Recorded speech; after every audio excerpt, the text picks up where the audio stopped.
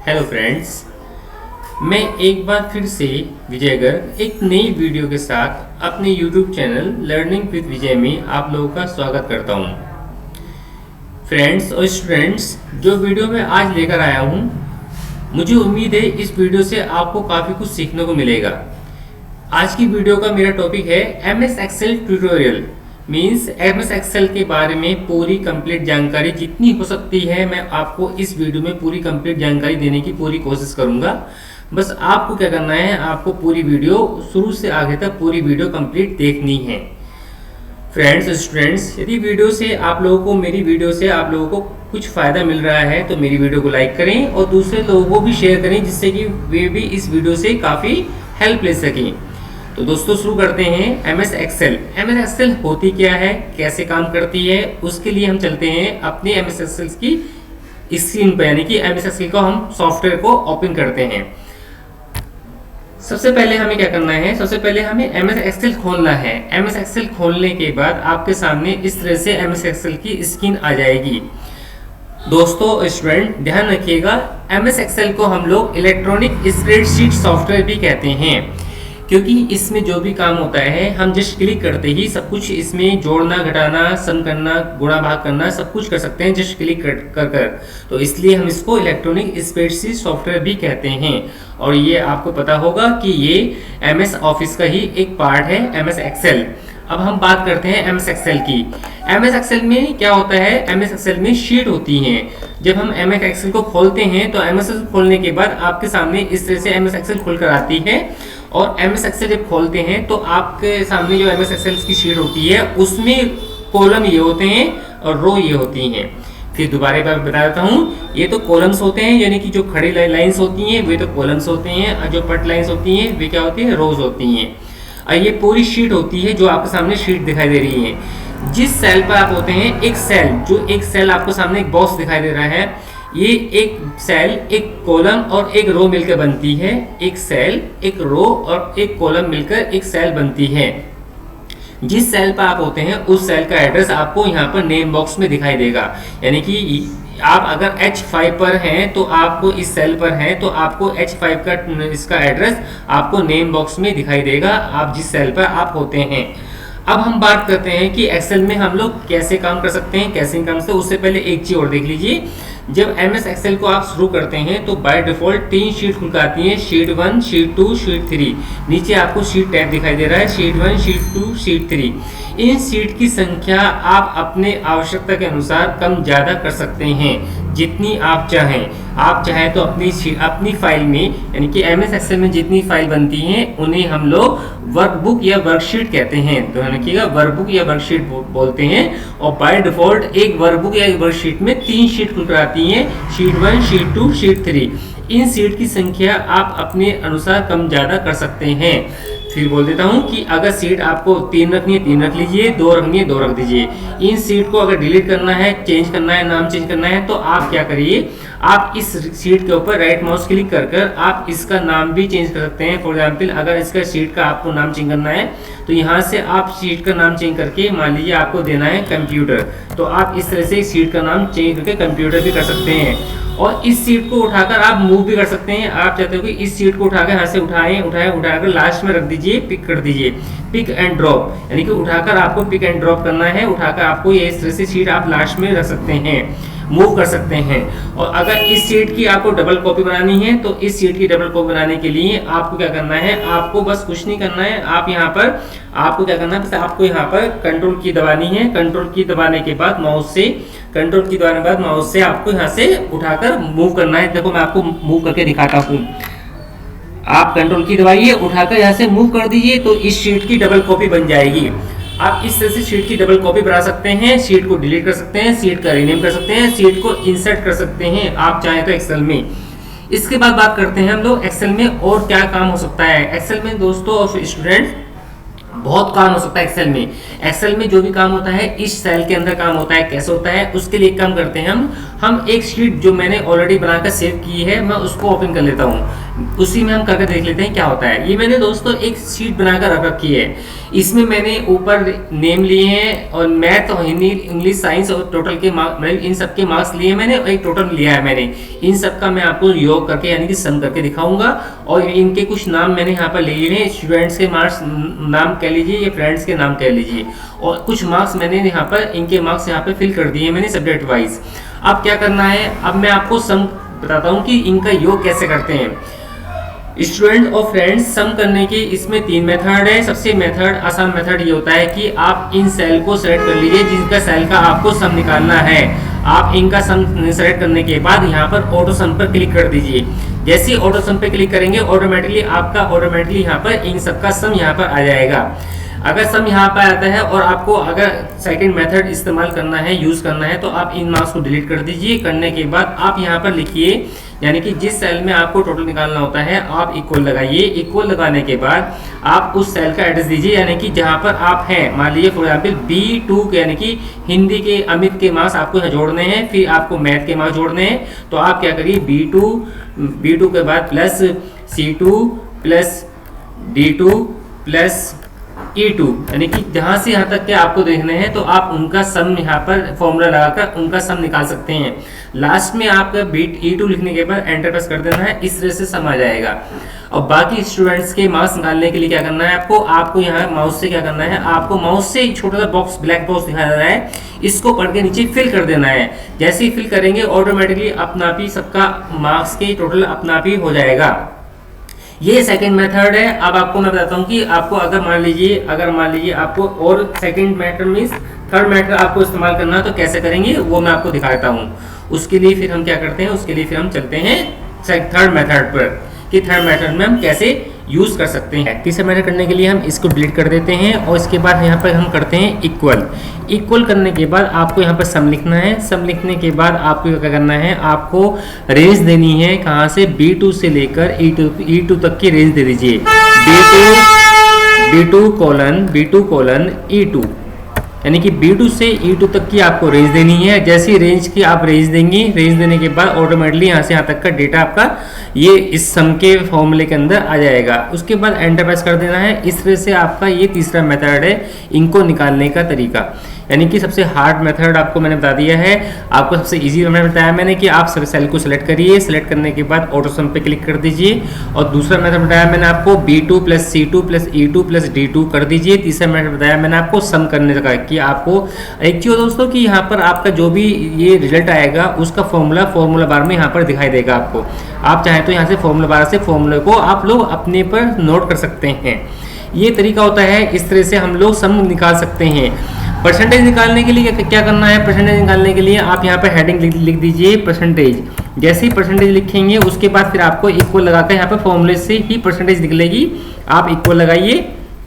Equal लगाने के बाद आपको टोटल का एड्रेस देना है। टोटल का एड्रेस क्या है, F2 इंटू 100 बटे ये आपके कितने विषय हैं, आपके सब्जेक्ट हैं 1 2 3 4, यानी कि 4 विषय हैं। चारों में से जो मार्क्स दे रखे हैं हमने 50 में से मार्क्स दे रखे हैं, तो 4 विषय का मतलब हो गया 200।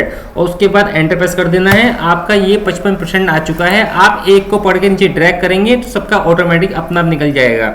इस तरह से निकाल सकते हैं। एक चीज और दोस्तों कि अगर आपको मान लीजिए इस परसेंटेज में डेसिमल पॉइंट किसी में आ रहा है किसी में नहीं आ रहा है, अगर आपको ये शो करना है कि सबका डेसिमल पॉइंट बराबर यानी कि 0.1 एक पॉइंट यानी कि 0.1 पोजीशन तक डेसिमल पॉइंट आए, तो उसके लिए आप इन सेल को सेलेक्ट कर लीजिए। सेलेक्ट करने के बाद यहाँ से आप क्लिक कर दीजिए, तो आप यहाँ से अपने डेसिमल पॉइंट को संख्या बढ़ा सकते हैं। देखिए यहाँ से आपकी सबकी बराबर आ चुकी है।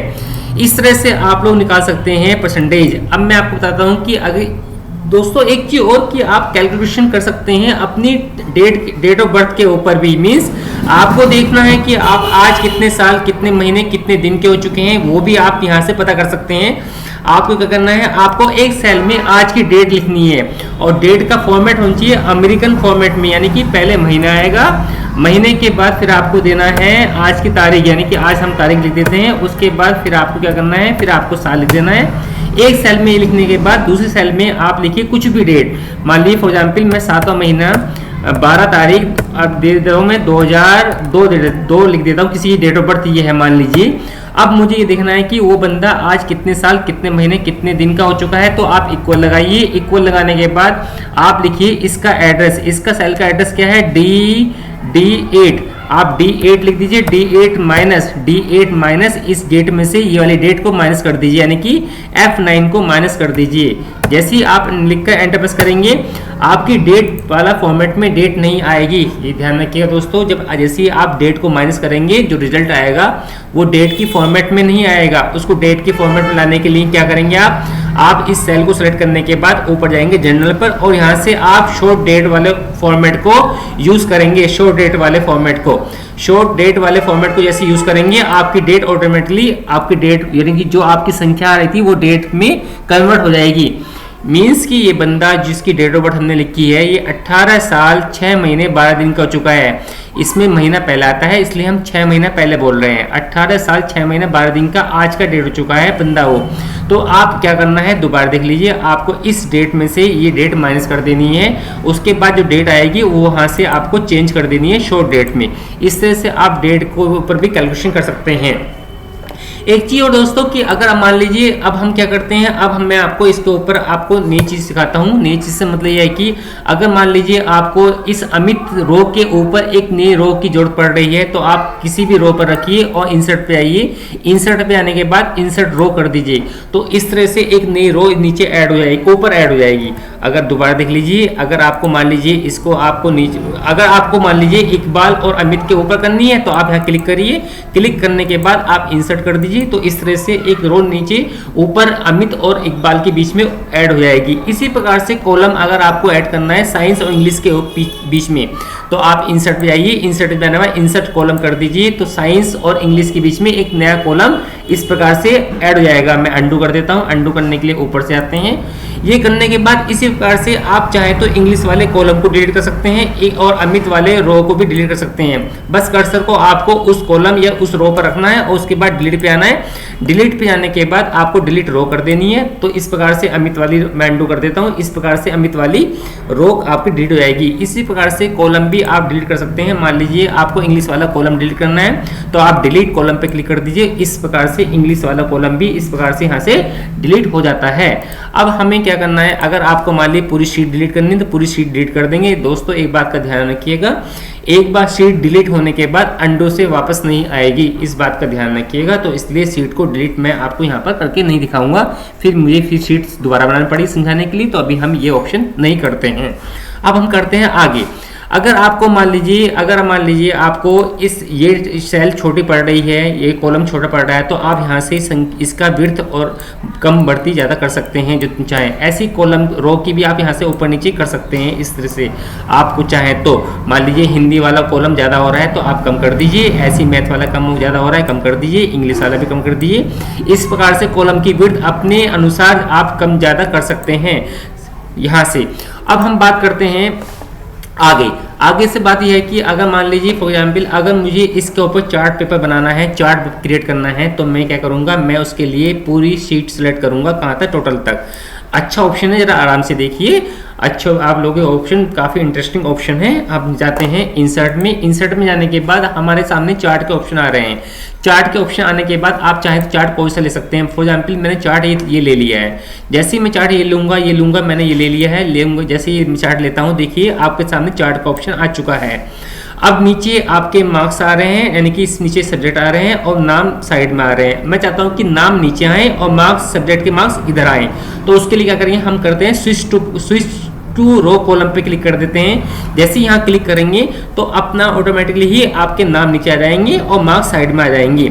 अब देखिए दोस्तों कि मार्क्स किसके कितने आ रहे हैं। आप इसको चार्ट को थोड़ा बड़ा कर देते हैं, थोड़ा और क्लियर हो जाएगा। इस तरह बड़ा होने के बाद रिया के, रोहन के, सुमित के, इकबाल के, अमित के सबके मार्क्स अलग अलग कलर में आ रहे हैं। जिस मार्क्स के ऊपर आप माउस पॉइंटर रखेंगे उसके मार्क्स वो उतने ही शो कर देगा जो उतने मार्क्स आपने शीट में फिल किए हुए हैं। यानी कि आप चाहें तो उसके मार्क्स यहाँ से जानकर ले सकते हैं। आप इसकी फॉर्मेट भी चेंज कर सकते हैं। अगर एक्सेल में आपको इस चार्ट का फॉर्मेट चेंज करना है तो आप यहाँ से भी इसका फॉर्मेट चेंज कर सकते हैं। देखिए फॉर्मेट में चेंज कर देता हूँ, मैं कलरफुल ले लेता हूँ, मैं ये ले लेता हूँ। देखिए हो गया चेंज। और एक चीज और कि अगर आपको मान लीजिए इसमें चार्ट में कलर चेंज करना है तो आप फॉर्मेट में जाइए, फॉर्मेट में जाने के बाद यहाँ से या लेआउट में जाने के बाद यहाँ से कलर चेंज कर सकते हैं। कैसे, मैं शेप में आता हूँ और मैंने कलर में यहाँ भर दिया, मैंने ये येलो कलर ले लिया है या मैंने लाइट कलर ले लिया है, इस तरह से कलर भी चेंज कर सकते हैं। मैं ये कलर ले लेता हूँ। अब अगर मान लीजिए आपको जैसे कि ये टोटल के मार्क्स आपके इस कलर का आ रहे हैं, देखिए टोटल मार्क्स इस कलर का आ रहे हैं, आपको कलर चेंज करना है तो आप क्लिक करिए, या फिर क्लिक करने के बाद आप देखो और सारे टोटल सेलेक्ट हो चुके हैं। आप यहाँ से डार्क कलर ले सकते हैं, ब्लैक कलर, देखिए इस तरह से टोटल का कलर भी चेंज कर सकते हैं। अगर आप चाहें तो मैथ का कलर, मैथ का, हिंदी का, साइंस के जो भी चाहें उसका पिलर के कलर चेंज कर सकते हैं। फॉर एग्जाम्पल मैं मान लीजिए मैथ के कलर चेंज करके दिखाता हूँ आपको, तो आपको थोड़ा सा वो क्लियर हो जाएगा। मैं व्हाइट ले लेता हूँ, देखिए इस तरह से कलर चेंज कर सकते हैं आप चाहें तो। अब यहाँ से आप चाहें और भी शेप होती हैं, यहाँ से शेप आपके आउटलाइन चेंज करनी है, आउटलाइन चेंज कर दीजिए, आउटलाइन भी चेंज हो जाएगी इस प्रकार से। और एक चीज और कि यहाँ से अगर आपको मान लीजिए 3D ऑप्शंस लेने हैं, 3D ऑप्शंस में कलर के स्टाइल्स आपको चेंज करने हैं, यहाँ से कलर के स्टाइल भी ले सकते हैं आप। अब बात करते हैं हम आगे फॉर्मेट में, लेआउट में ये हो गया है। अब हम चार्ट पेपर पे दोबारा जाते हैं। अब हम गए चार्ट पेपर पर, और चार्ट पेपर पे आने के बाद हमने कहा डिजाइन पर। अब हमने कहा कि अगर हमें चार्ट चेंज करना है तो आप यहाँ से चेंज पे आइए और चार्ट को आप यहाँ को कॉन में, इस तरह के कॉन में चेंज करना है, कॉन पे क्लिक करिए, ओके कर दीजिए। इस प्रकार से कॉन में चार्ट चेंज हो जाएगा।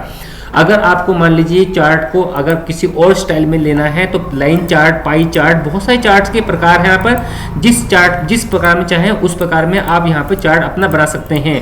फॉर एग्जाम्पल अगर आपको लाइन चार्ट बनाना है तो लाइन चार्ट बन लेने के बाद आप यहाँ से ले लीजिए और ओके कर दीजिए। इस प्रकार से लाइन चार्ट भी आपका बन जाएगा। अब हम क्या करते हैं, हम कलर में चार्ट ऐसा लेते हैं जिससे कि आप लोगों को थोड़ा क्लियर दिखाई दे। हमने चार्ट ये ले लिया है, ओके कर दिया है।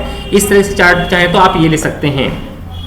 चार्ट का फॉर्मेट भी हो गया है। लेआउट में क्या होता है दोस्तों, लेआउट में अगर चार्ट में आपको पिक्चर, अगर आपको यहाँ पर पिक्चर इंसर्ट करनी है तो आप पिक्चर भी इंसर्ट कर सकते हैं। यहाँ से पिक्चर इंसर्ट करनी है तो यहाँ से पिक्चर भी इंसर्ट कर सकते हैं, जो चाहें वो पिक्चर भी आप यहाँ पर अपने बैकग्राउंड में यहाँ पिक्चर इंसर्ट कर सकते हैं इस तरह से ऑप्शन में। ये आप दोस्तों इस पिक्चर को हम फिलहाल डिलीट कर देते हैं। और एक चीज और कि पिक्चर का फॉर्मेट आपको चेंज करना है तो यहाँ से आप पिक्चर का फॉर्मेट भी गोल लेना है, इस लेना है, इस तरह की शेप ले सकते हैं आप लोग चाहें तो। इस पिक्चर को हम डिलीट कर देते हैं। ये ऑप्शन हो चुका है आपका चार्ट का ऑप्शन भी, पिक्चर का ऑप्शन भी। अब आपको मैं चार्ट को डिलीट करना है तो चार्ट को डिलीट करने के लिए आप क्लिक करिए और डिलीट करने के बाद यहाँ से चार्ट को डिलीट कर दीजिए। अब दोस्तों मैं आपको बताता हूँ कि अगर आपको मान लीजिए इसका डिवीजन निकालना हो, डिवीजन निकालने के लिए आपको यहाँ पर एक फॉर्मूला लगाना पड़ेगा। हम यहाँ लिख देते हैं डिवीजन। डिवीजन लिखने के बाद आपको यहाँ पर क्या करना है, आपको यहाँ फॉर्मूला लगाना है। इक्वल करने के बाद आपको पता है कि डिवीजन निकलती है वो परसेंटेज के बेस पे निकलती है, तो आप यहाँ पर इफ लगाइए। इफ लगाने के बाद आपको परसेंटेज का एड्रेस दे दीजिए G2 greater than equal to 60, यानी कि आपको पता है कि 60 से बराबर या 60 के बराबर होती है तो हमारी डिवीजन कौन सी आती है, फर्स्ट आती है। उसके बाद आपको लगाना है दूसरा इफ लगाना है। इफ लगाने के बाद आपको G2 पे ही लगाना है। अब हम लगाएंगे सेकंड कंडीशन के लिए। यहाँ पर सेकंड कंडीशन लग देते हैं कि अगर हमारी G2 की वैल्यू 45 के बराबर है या बड़ी है तो हमें क्या प्रिंट करना है, हमें सेकंड प्रिंट करना है। इसी प्रकार से हम लगाते हैं थर्ड के लिए, हम कर देते हैं थर्ड के लिए कैसे, G2 में यदि वैल्यू 33 के बराबर या बड़ी है तो हम प्रिंट कर देते हैं क्या, थर्ड। अगर हमारी कंडीशन फर्स्ट नहीं है, सेकंड नहीं है, थर्ड नहीं है तो क्या प्रिंट होगी, तो प्रिंट होगी फेल, यानी कि 33 से कम परसेंटेज पर हमें क्या प्रिंट करना है, फेल प्रिंट करना है। और कितने ब्रैकेट है, 1 ब्रैकेट, 2 ब्रैकेट, 3 ब्रैकेट, 3 ब्रैकेट को आपको बंद कर देना है यहाँ पर। इस प्रकार से आप चाहें तो यहाँ पर डिवीजन निकाल सकते हैं। इस डिवीजन का फॉर्मूला आपको फॉर्मूला बार में दिखाई दे जाएगा। आप लोग फॉर्मूला बार से यहाँ डिवीजन का फॉर्मूला को नोट कर सकते हैं, या फिर एक काम करिए यहाँ पर F2 प्रेस कर दीजिए तो आपको पूरा फॉर्मूला यहाँ पर आपको शो हो जाएगा। इस प्रकार से पूरा फॉर्मूला शो होने के बाद आप इसको नोट कर सकते हैं। अब एक की डिवीजन निकालने के बाद आपको नीचे इसको फिल कर देना है, ये फिल कर दीजिए। इस प्रकार से यहाँ पर ये आपको सबकी डिवीजन निकल जाएगी। एक चीज और दोस्तों कि जैसे ही आपकी यहाँ पर मैं किसी भी बच्चे के अगर नंबर यहाँ कम करता हूँ तो ऑटोमेटिकली सेकंड डिवीजन जो भी है कि सुमित के अगर नंबर मैं कम करता हूँ तो सुमित की डिवीजन ऑटोमेटिकली कम हो जाएगी। मान लीजिए मैं इसके नंबर 9 कर देता हूँ तो ऑटोमेटिकली थर्ड हो जाएगा, और जैसे ही मैं इसके इंग्लिश के भी मार्क्स कम करता हूँ तो ये बच्चा फेल हो जाएगा। यानी कि ये जो डिवीजन है ये सबके सब इस पर डिपेंड है। तो इस जैसे ही हम मार्क्स में चेंज करेंगे तो ये इनके डिवीजन पर, परसेंटेज पर, टोटल पर, सब पर ऑटोमेटिकली इफेक्ट पड़ता है। इस प्रकार से हम लोग यहाँ पर ये डिवीजन निकाल सकते हैं। एक चीज और कि अगर आपको नेम का जो नेम हेडिंग लिखी है आपको इसको स्टाइल चेंज करना है तो आप इसका एंगल भी चेंज कर सकते हैं यहाँ से चाहे तो आप लोग इसको हम फिलहाल अंडू कर देते हैं। अंडू करने के बाद आप लोग वापस पुरानी वाली पोजीशन पर पहुंच जाएंगे जो पोजीशन आपकी थी। ये ऑप्शन हो चुका है आपका किसका, चार्ट ऑप्शन का। इसी प्रकार से आप आगे के ऑप्शन भी कर सकते हैं। कैसे, मैं आपको बताऊंगा नेक्स्ट वीडियो में कि आपको कि आगे के ऑप्शन कैसे करते हैं। तो आज के लिए इतने ही दोस्तों। यदि वीडियो आप लोगों को अच्छी लगी हो तो आप लोग मेरी वीडियो को लाइक करें और दूसरों को भी शेयर करें और मेरे चैनल को सब्सक्राइब जरूर करें, जिससे कि आप लोगों को आने वाली वीडियो का नोटिफिकेशन मिलता रहे। तो दोस्तों आज के लिए इतना ही, फिर मिलते हैं नेक्स्ट वीडियो में। नमस्कार दोस्तों।